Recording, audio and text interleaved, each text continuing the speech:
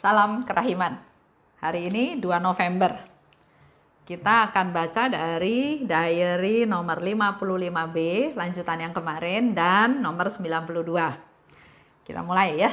Dalam nama Bapa dan Putra dan Roh Kudus. Amin. 55B.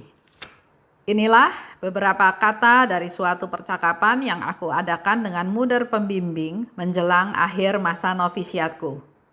Suster, biarlah kesederhanaan dan kerendahan hati menjadi ciri khas jiwamu.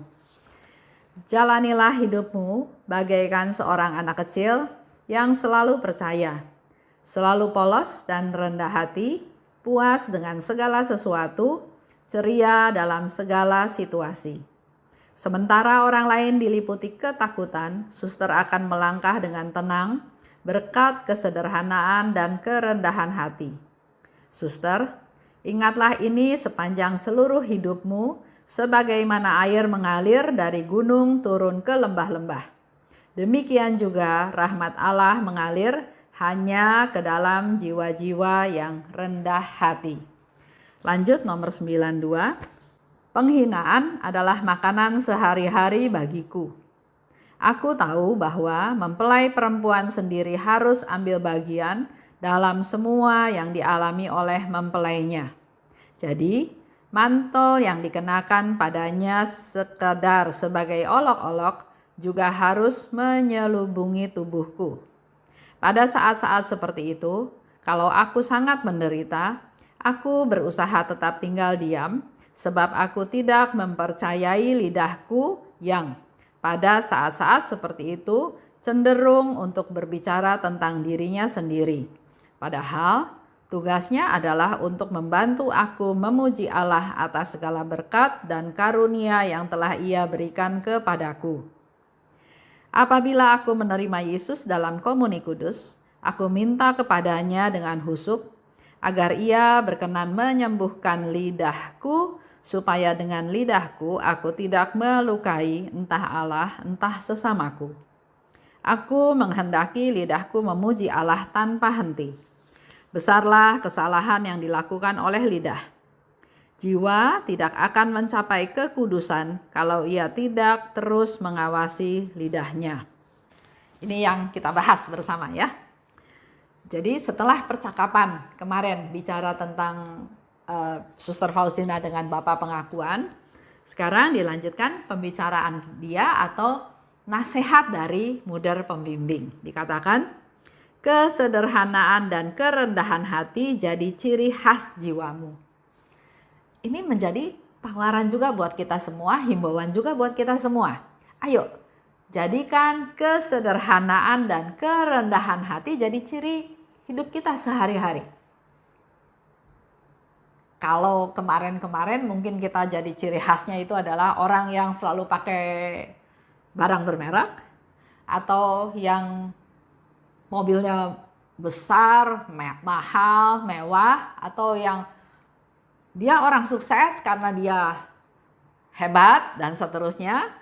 Tapi ini satu tawaran yang semua orang bisa lakukan. Jadikan kesederhanaan dan kerendahan hati sebagai ciri khas. Ciri khas hidupmu. Jalani hidupmu seperti seorang anak kecil. Jadi kita jangan merasa hebat bisa ini bisa itu. Bahkan muder pembimbing memberikan nasihat jadi seperti anak kecil. Apa sih yang biasa dilakukan oleh anak kecil? Dia bilang percaya. Kedua, polos. Ketiga, rendah hati. Keempat, puas dengan segala sesuatu. Dan ceria dalam segala situasi. Kita lihat ya, kita lihat anak kecil. Dia nggak peduli makanan di meja ada banyak atau enggak. Dia tetap ceria, dia tetap sukacita, dia tetap polos, dia nggak bermusuhan, dia nggak iri. Ayo, kita belajar seperti seorang anak kecil. Dan suster katakan, rahmat Allah mengalir hanya pada jiwa yang rendah hati. Jadi kalau di antara kita ya suka bilang, saya berdoa minta ke Tuhan rahmat ini, rahmat itu ya. Tapi kayaknya Tuhan nggak kasih. Mungkin ini juga boleh menjadi evaluasi kita kalau kita mau maju. Kalau kita mau semakin menyerupai Tuhan Yesus. Karena dikatakan di sini, rahmat Allah hanya mengalir pada jiwa yang rendah hati. Nah, coba refleksi ke diri kita masing-masing. Apakah kita sudah masuk ke kelompok jiwa yang rendah hati atau baru seolah-olah rendah hati? Padahal belum. Ya. Kita lihat di nomor 92. Suster Faustina katakan, penghinaan adalah makanan sehari-hari bagiku. Kalau kita dihina, apa yang kita lakukan? Enggak terima, bela diri, balas menghina lagi, menceritakan kejelekan orang itu. Kalau kita lakukan itu berarti kita enggak rendah hati. Karena Faustina katakan di sini, penghinaan adalah makanan sehari-hari bagiku. Jadi kalau ada orang yang hina, berarti aku dapat makanan. Aku jadi makin sehat, aku jadi makin kuat. Harus ambil bagian dalam semua yang dialami oleh mempelainya. Karena Suster Faustina mau menjadi mempelainya Yesus, maka apapun yang Yesus alami, dia pun mau alami. Jadi bukan menghindar, ya. Di situ dikasih contoh mantel yang dikenakan kepada Yesus. Bukan kasihan orang, ya. Bukan takut Yesusnya kedinginan, tapi memang sekedar olok-olok. Harus juga menyelubungi tubuhku. Jadi kalau dia diolok-olok, kalau dia dihina, kalau dia disepelekan, kalau dia dikucilkan, kalau dia nggak dianggap, itu pun ya Suster Faustina katakan, aku terima. Itu salah satu cara untuk menjadi orang rendah hati. Kalau saat itu menderita, aku berusaha tetap tinggal diam karena aku tidak mempercayai lidahku. Ini contoh ya, ada suami istri. Si istrinya ini menderita. Dia menderita karena seluruh kehidupan dalam keluarganya itu tergantung di pundaknya dia sebagai istri. Padahal dia juga nggak punya pendidikan tinggi. Dia pun kerjaannya hari-hari jualan makanan aja. Ada suaminya, ada anak-anaknya, tapi waktu itu anak-anaknya belum bisa cari uang karena masih sekolah, masih kecil-kecil, tapi suaminya seolah-olah nggak bertanggung jawab. Pergi, nggak tahu pulang ke rumah kapan, jadi sama sekali nggak bisa mengandalkan suaminya. Nah, dia sebagai istri bukan berusaha menjelekan suaminya, enggak, tapi dia mau bercerita kesusahan dia. Nggak salah kan? Supaya lega, supaya plong katanya ya. Kalau kita menderita, kalau penderitaan itu kita ceritakan, sebagian udah terobati, sudah terangkat. Nah, masalahnya adalah dia bercerita kepada orang yang salah dalam tanda kutip. Jadi waktu dia bercerita keadaan kesusahan dia nggak mendapatkan solusi, malahan dia makin terpuruk. Karena ternyata temannya nggak mensupport dia, nggak menguatkan dia, bahkan membodoh-bodohkan dia. Kenapa mau begitu? Kamu harusnya protes, kamu harusnya. Akhirnya dia nggak dapat damai, dia malah makin terperosok, dia makin merasa kok hidup saya seperti ini, ya.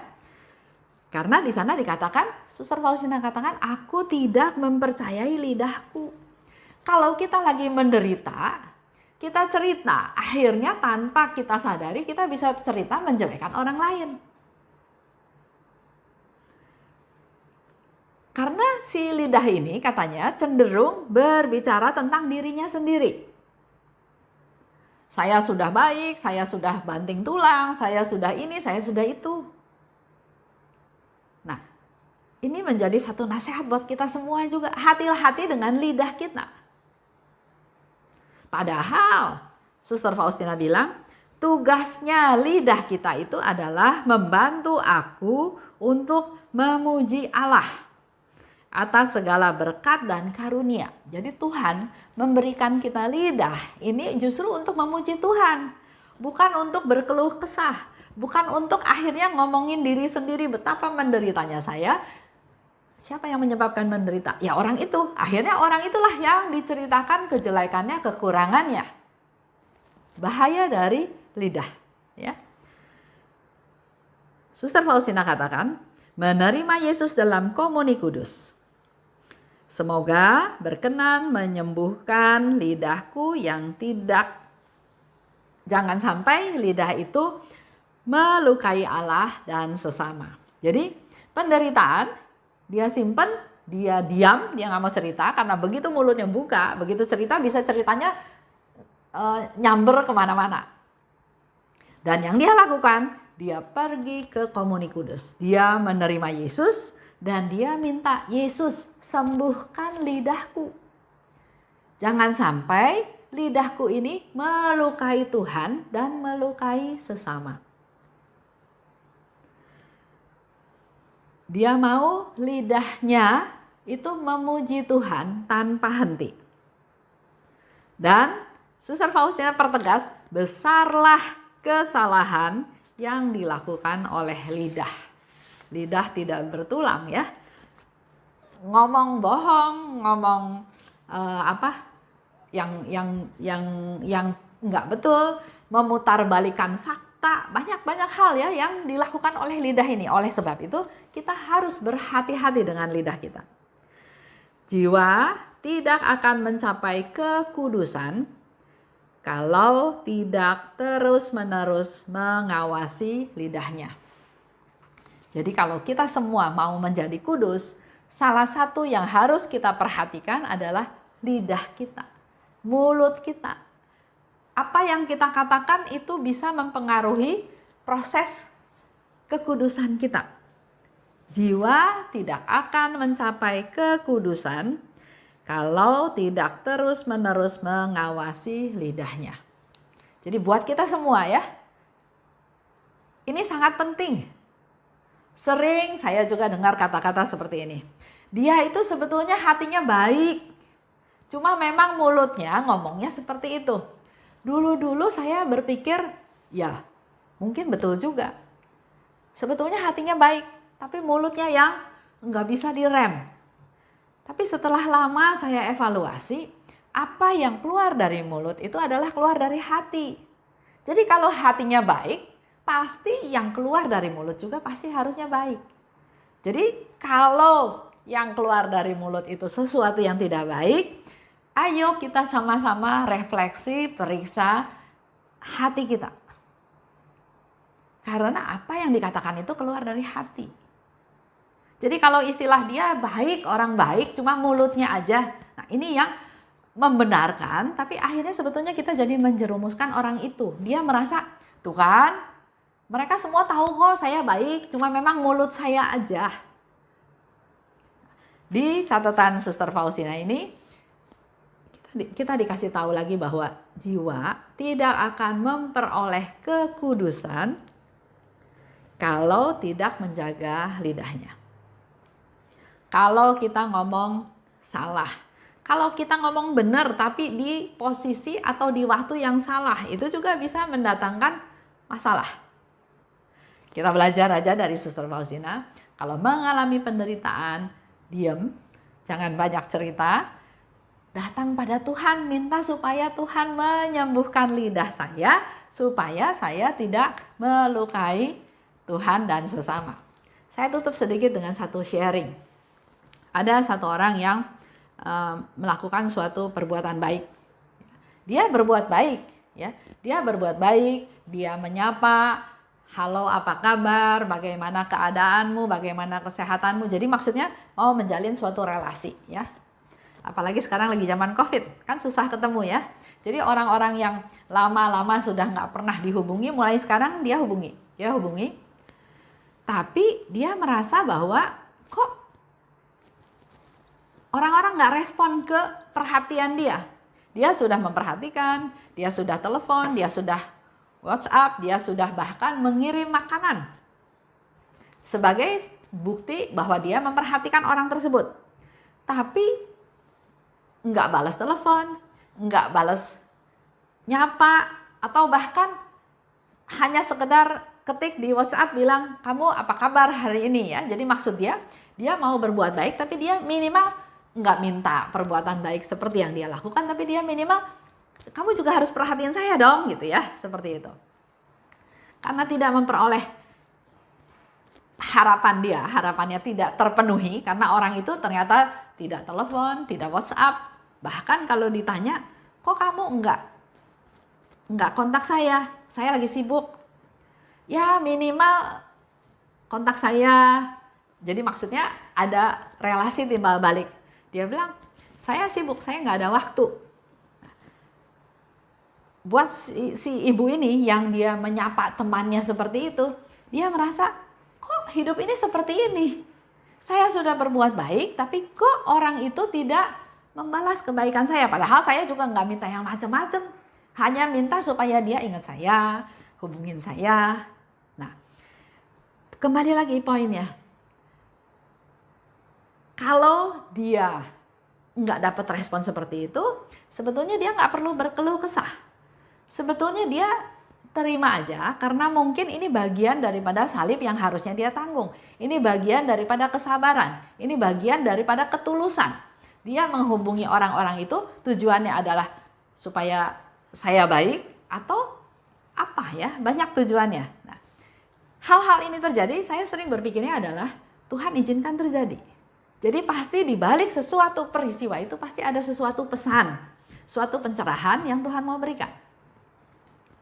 Jadi kalau dia berbuat baik dan responnya tidak diterima, bisa karena mungkin orang itu merasa belum merasakan kebaikan tersebut, atau memang sengaja dibiarkan seperti itu supaya kita latihan sabar, kita supaya latihan bahwa kita betul peduli itu betul-betul peduli atau basa-basi. Karena kalau kita baik sama orang terus kita berharap orang lain respon saya baik, belum tentu kita berbuat baik. Oke, itu aja. Jadi bahan renungan hari ini buat kita semua ya. Kita tutup dengan doa. Dalam nama Bapa dan Putra dan Roh Kudus, amin. Allah Bapa yang Maha Baik, terima kasih atas pengajaran pada hari ini, di mana Suster Faustina mengingatkan kami untuk betul-betul menjaga lidah kami. Pada saat menderita, dia justru diam. Dia tidak bercerita, dia tidak berkeluh kesah, karena dia tahu bahwa lidah itu bukan untuk berkeluh kesah. Bukan untuk membicarakan diri sendiri, bukan untuk membicarakan orang lain, tapi untuk memuji Engkau Tuhan. Oleh sebab itu pada saat ini kami mohon urapilah kami semua Tuhan, khususnya lidah kami masing-masing, agar kami menggunakannya untuk sesuatu yang baik. Untuk memuji Tuhan, untuk supaya jangan sampai melalui lidah kami ini kami membuat Engkau sedih, dan juga menyusahkan sesama kami. Berkatilah kami semua ya Tuhan, terutama mampukan kami yang masih sering seenaknya memakai lidah kami. Kami mau serahkan keberadaan kami Tuhan, agar kami Engkau bimbing menjadi orang-orang yang rendah hati. Bunda Maria, doakanlah kami. Santa Faustina, doakanlah kami. Amin. Dalam nama Bapa dan Putra dan Roh Kudus, amin. Salam kerahiman.